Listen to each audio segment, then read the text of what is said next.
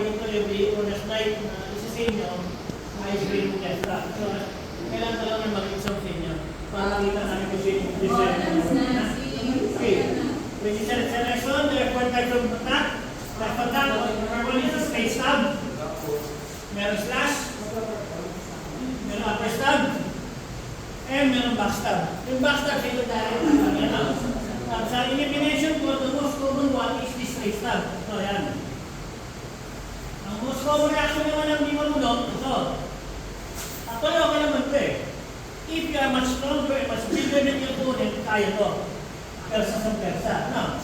Ang problema lang kasi dito, meron dyan extra hand para offensive. Mantala ikaw, preventing yourself na maging baseball. Diba? Ito ang pusok, no? Now, one of the exercises na ginawa nyo kanina, which is this, pwede nyo gawin defensive yan sa type attack. Ang sumaksa, ako ka na. Ako ka please.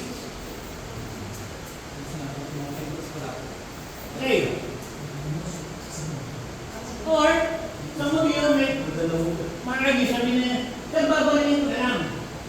Ayun naman, make sure na mabilis ka lang dumukot sa balang sa kanya. Diba kasi yung balang yung diskarte. Kahit mahawakan ko yung gawin yan, habang ito ko balang mo, sa kanya.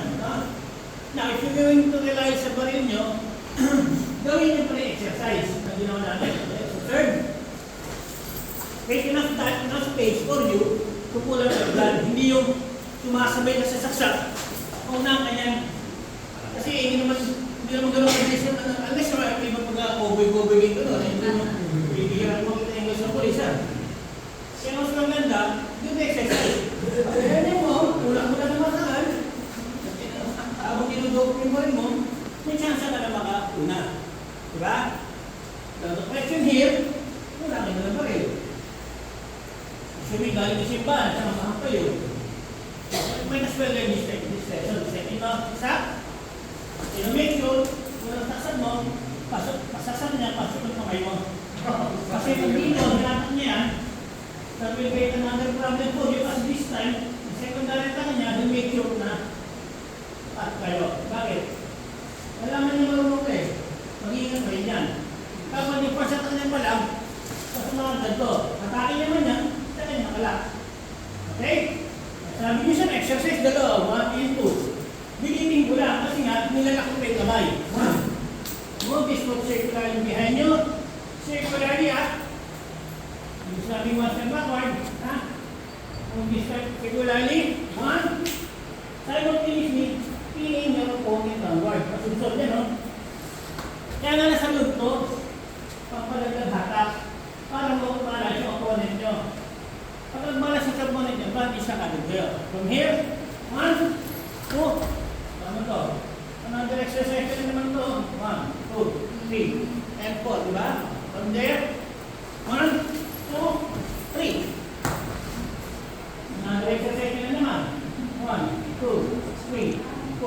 Napatandaan nyo yung ginawa nyo nila? Yes, sir. Hindi naman. Paano na ako din sa pinay? Obviously, ang body sharp part. Hindi mo lang to. So, saan ako bigito ko yun? Kami na dito hand tapping. Okay? Sabi natin. 1, 2, 3, and 4. Kung yung point, ito tayo bilis man yan. Isa lang siya, bilis by the way. Para yung mga tayo. So, paano ko lang ang posas? Hanap mo sa sayo. Hindi na mo. Hanggang ngayon kung may dumating may posas. May mga tayo yan eh, habang pag yung kimyo. Okay? Nakuha mo ba? Okay, practice natin ng basic, which is this. 1, 2, and 3. Now, kung medyo familiar na kayo sa technique na to, you should add some speed. Kasi wala namang sumasaksak na ganyan.